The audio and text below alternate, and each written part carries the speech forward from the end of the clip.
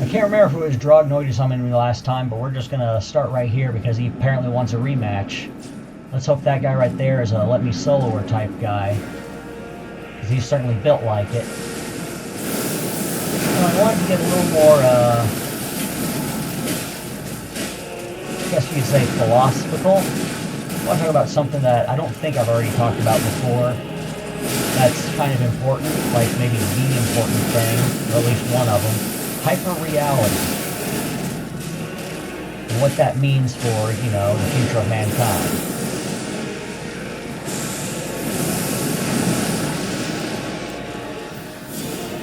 Now, for those who don't know, hyperreality is an idea that was first posited, I believe, by a guy who goes by Jean Beauregard, which is a French name.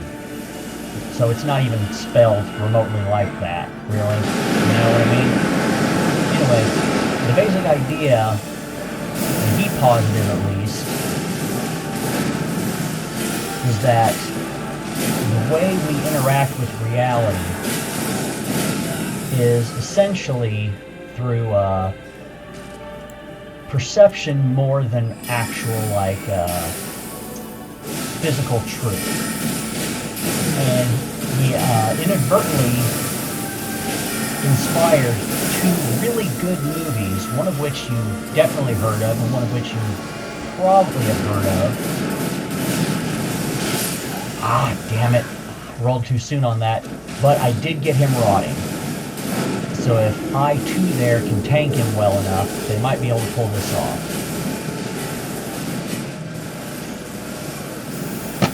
Never mind.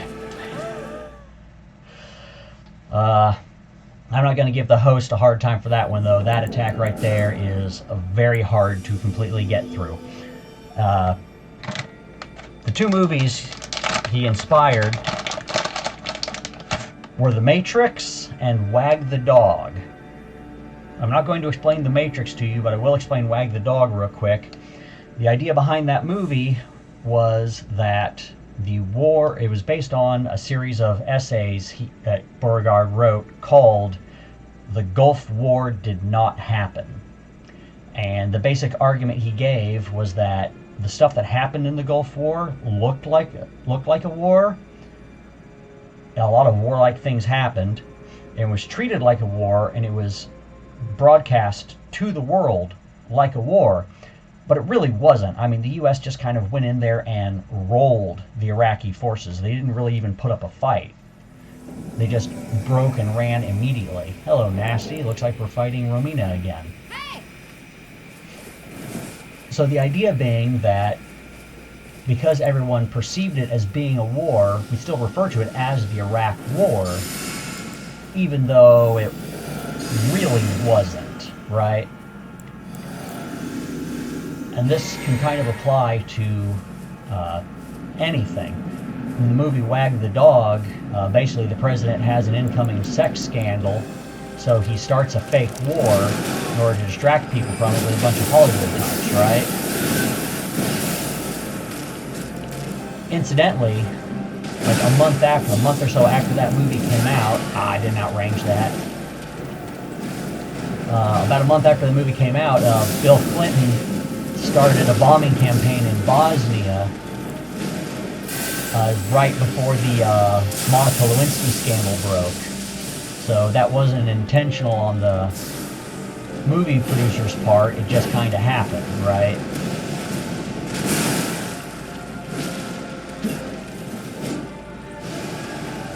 So you can apply this concept to basically all of reality that humans have constructed around themselves. Like, you know how we talk about how something is all natural, or, you know, no artificial flavors, colors, etc., etc.? Well, I mean, if you think about it, an artificial color is a real color. I mean, you can see it. It makes things red. It makes things blue. It's just that we've made it by applying force, you know, heat, chemistry, etc., to particular substances and things that do exist in nature, but we have essentially abstracted them one level up and turned them from something that wasn't like bright red and relatively safe to eat into something that is bright red and relatively safe to eat, even though bright red, relatively safe to eat things are something that does exist in nature.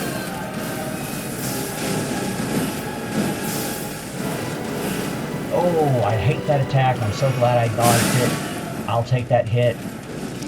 As long as I'm still alive, one hit point of prayer, we're going to be alright. That's going to hit me. Nope.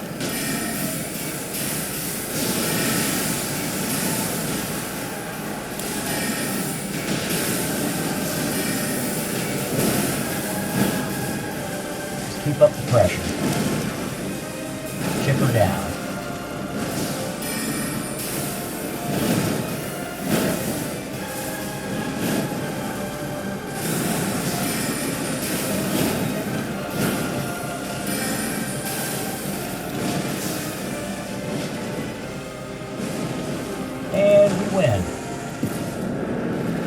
So, just as an example of what I'm talking about when I say hyperreality. I'm in a house right now, right? Houses don't exist in nature. Except they do exist in nature. We call them caves. Why we referred to ourselves as cavemen back in the day. Because if you wanted to be out of the storms, out of the weather, you wanted a nice temperature-controlled environment, you went into a cave. Caves are natural. But then people realized that if they take a bunch of rocks and use force, kinetic energy, to move them from point A to point B, stack them up in such a way, they'll hold each other up, and now you have a hyper-real cave. And then they realized that if they take some other rocks, put them on the end of sticks, chop down a tree, stack the tree up in a particular way, it's a lot easier to make a much more stable and bigger artificial cave than with rock. And then they figured out how to take a bunch of clay, mix it with like grass and sand and stuff, bake it over a fire itself being essentially a hyper-real version of the sun. Then you can make a brick artificial cave, etc., etc. And if you think about it, basically everything that you have around you is basically an abstracted hyper-real version of something that exists in real life. What we're doing right now with you watching this video is essentially just sitting around a campfire telling stories in ook bunk ug monkey language, right? Like whatever the apes that were us before we were us used to sing to each other, because animals technically have language, like crows telling people years after the fact that the guy wearing the Ronald Reagan mask is a nice guy, the guy wearing the Nixon mask is a bad guy. That's an actual thing that some college researchers did. Is they actually did a study where they put on masks and either fed crows or harassed them, and eventually crows on the other side of town who never interacted with the guys wearing the masks would react appropriately to the masks. And then they did a follow-up study after all those crows would have died of, old age, and the crows still had the appropriate response because they still somehow knew that Reagan was a good guy and Nixon was a bad guy. Because they can talk to each other. We're humans, we don't understand their language. We don't know what level of complexity it has, but it must be relatively more complex than we thought. This is something that comes up often in research, is that we very often find that animals are smarter than we give them credit for. Not human smart, but still smart. So the problem with hyperreality is that the higher up you go in it, the more levels of abstraction you get, the more obscure the lower level, we'll call it the Unga Bunga level of reality is. Unga Bunga is you walk outside, you pick up dirt with your hands, you mold it into a mound.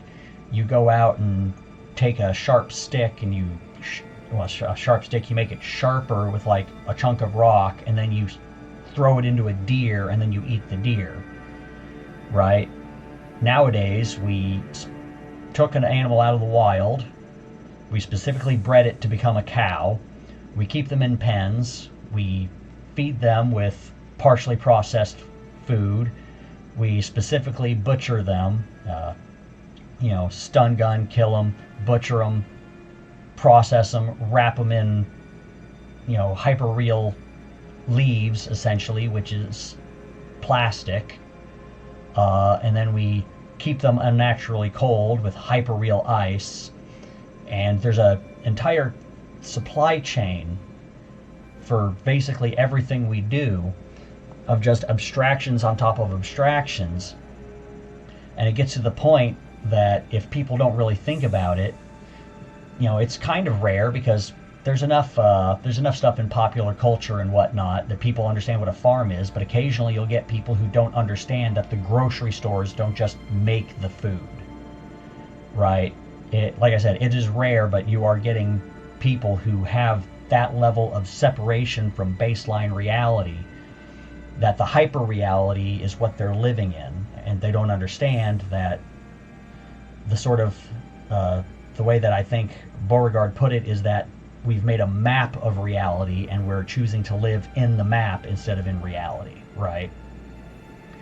So we're living in a cave, not understanding that the capacity to live, we're living in a house without understanding that the capacity to live in a house is based on our ability to live in a cave. And to move from being in the cave to chopping down the tree to processing the tree in a kiln to shipping it halfway across the country so that you can build a house. It's just, houses just happen. I type in some stuff on my computer and send an email to someone, and I transfer some ones and zeros from my bank account to their bank account, and then they send me the stuff that I build the house out of. Ignoring the fact that that requires some guy to dress in flannel, go out into the hinterlands of, you know, the Pacific Northwest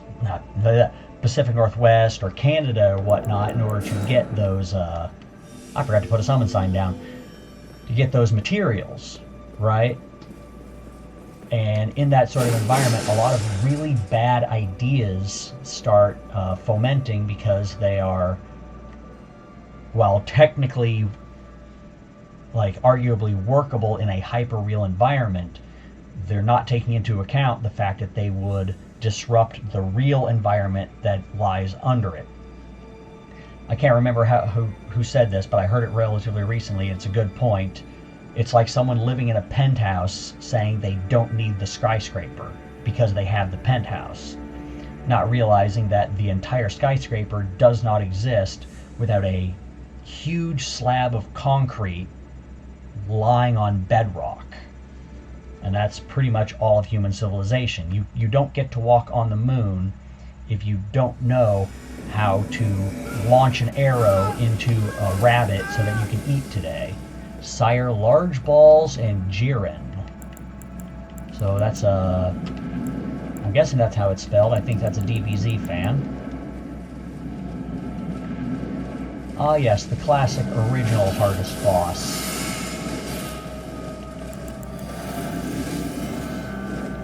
Good example of this is basically everything coming out of academia, especially basically anything to do with, you know,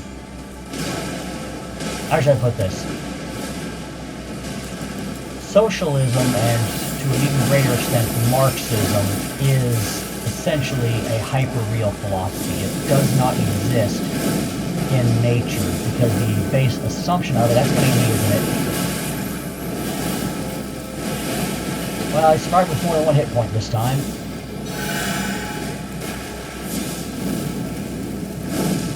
Like, the basic assumption of Marxism was that, oh, we have farms and we have factories now. That means that we don't have to worry about basics. Oh, Jiren just got 2-tapped. That's fun.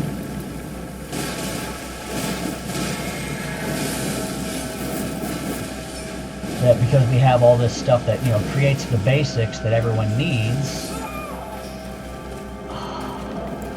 And the host got one shot. I survive a waterfowl dance as the squishy mage. And the two tankier, well, the tankier looking guy died in one hit. The other magey looking guy died in 2, so you tell me. Yeah, got distracted again. The basic assumption being that since we have this stuff that just takes care of our basic needs, we don't have to worry about how those things came to be, how they are maintained, the supply lines that take care of it. And even the one thing that gave Marx the most trouble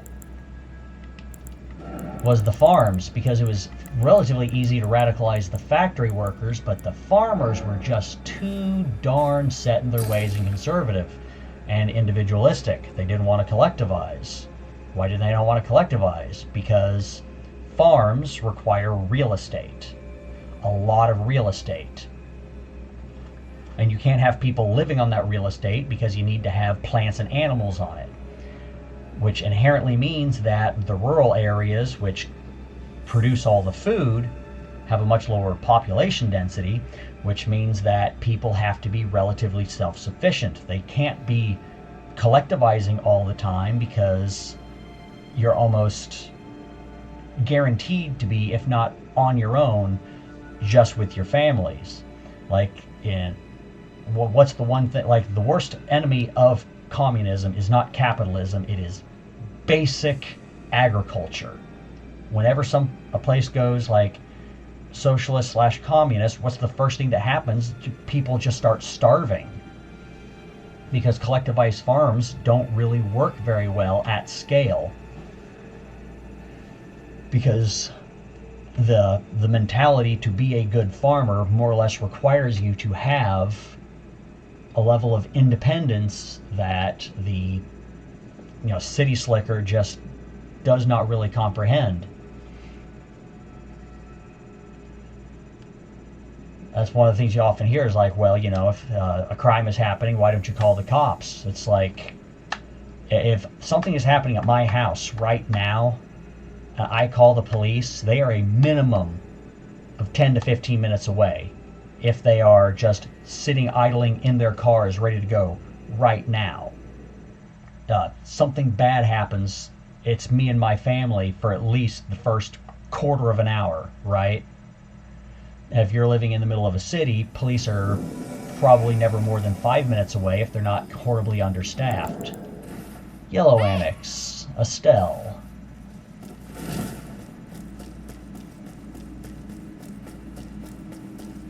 And part of the reason that the farmers are so much more conservative than their, urban counterparts is that little bit of independence that they absolutely need, because they are closer to base reality. Cities need the country to survive. The country does not need the city to survive. The city is where the hyperreality is basically constructed. Okay, they make your life better because they centralize all the stuff you need in order to have easier access to stuff like, superior building materials, better, more processed food, in the good way, I mean, not in the bad way. Oh hey, another lightning storm enjoyer. That's, where you gather a bunch of people together, so you have 300 people working at a gaming studio that can make Elden Ring, right? Video game, consoles, computers, that sort of stuff is really hard to make in the country. It's easy to make in the city. But a city, by definition, has, ouch, glad that didn't actually grab me. A city does not have the footprint in order to feed its population, pretty much by definition. That's what a city is. It's a concentration of people so large that it can't feed itself. And without food, you don't really have a civilization, or just humans in general, right? An army marches on its stomach, that includes any large number of people.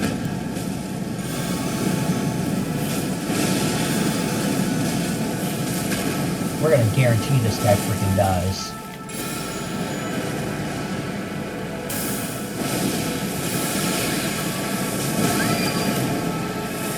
That'll do it. Where is he? Here comes meteor spam.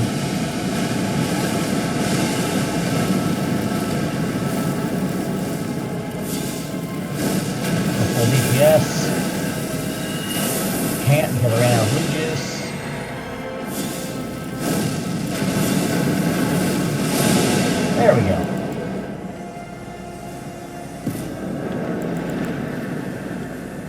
And the country just has so much real estate that if, the cities got, like, surrounded, imagine it this way, if a force field surrounded all the major, metropolitan areas, how long would they last?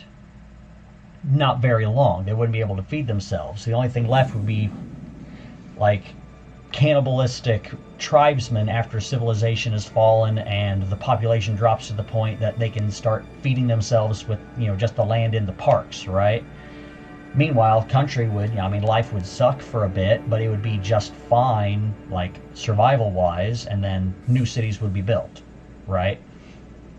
Out of the reality that is closer to the baseline for the country than it is for the hyperreal cities.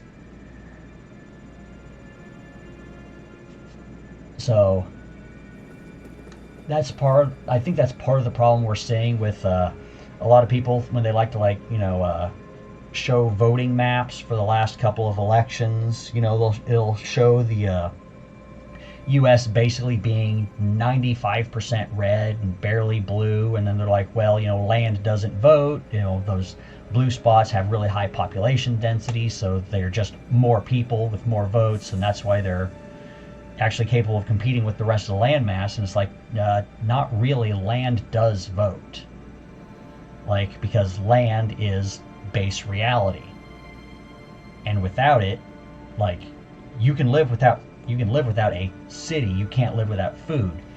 You don't think land votes? Try living without it. Have fun swimming, I guess.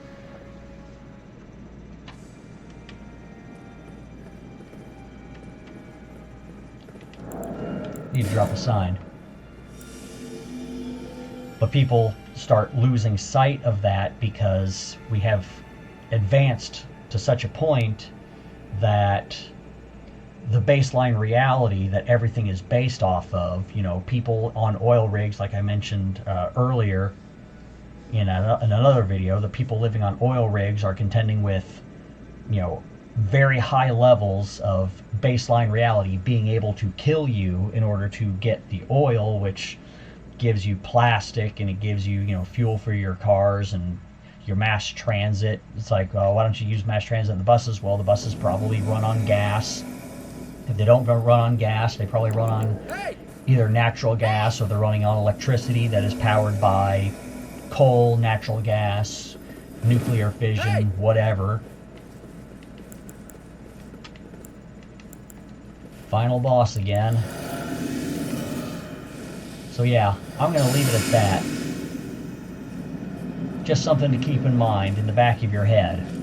Reality does not care what your ideas about reality are.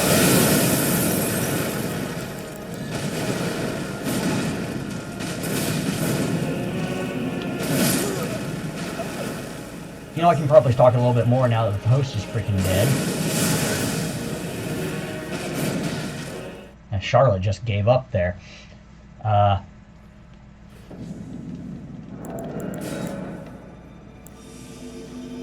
So yeah, I think that's really the problem we have with basically all the ideas coming out of academia, is that most of those ideas are bad, which most ideas, that you have that haven't gone and tested are probably going to be bad, probably going to be wrong. It's not your fault, it's just that you haven't had a chance to test them out yet.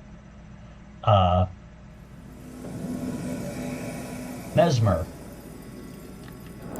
But we've built up so much hyper-reality to keep reality at bay that the people who have those bad ideas never really have to suffer the negative effects of them, because they can just compensate with, think about it this way, you can put all sorts of horrible, nasty, chemicals in your body and give yourself all sorts of terrible diseases, but if we have medical science in order to treat those diseases, maybe you won't learn your lesson. You'll still keep eating like crap because, yes, maybe you weigh 600 pounds and your, heart's giving out, but we can pump you full of Ozempic or whatever in order to try to keep that at bay so you don't actually have to change anything, when you should be changing something to get back to baseline reality.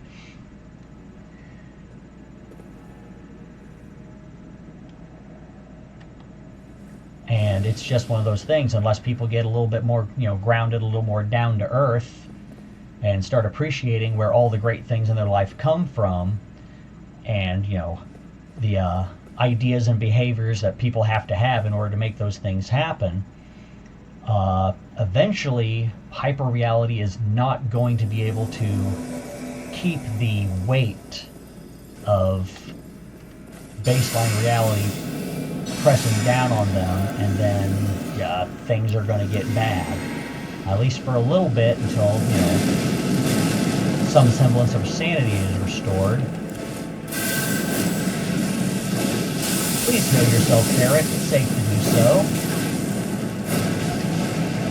Oh man, that guy's not very tanky. Damn it.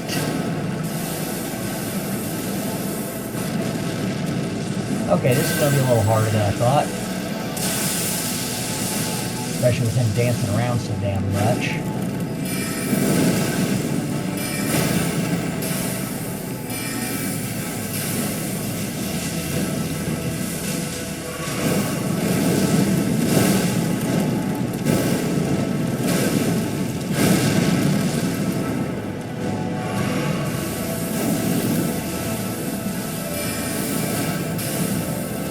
That's not a good sign. Oh, actually, no. Now that I think about it, that was about 1/3 of his health.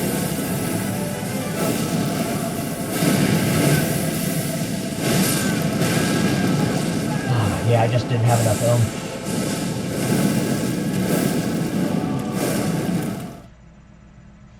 So that was a bit of a failure. Oh well. We'll try to help him again. And I think we'll leave it at that. Just, something to keep your mind, keep in the back of your mind. The Doomsday Preppers, I mean, I think they're a little bit nutty. I don't think anything's going to get that bad, but, I mean, even I have, 6 months worth of food laying back there just in case. Just because, it's not too terribly expensive to do if you know what you're buying, and it's better safe than sorry. Things don't, go all to hell. I just eat some of it every so often and replace it. Yeah, I mean, not unlike what the Mormons do. They have kind of a whole system to do it. But things could, get a little bit bad if people don't start, thinking through how their entire world is essentially constructed, both figuratively and literally. I hope you enjoyed this stupid little ramble. Almost went on for half an hour. Later. Oh boy, millennia again.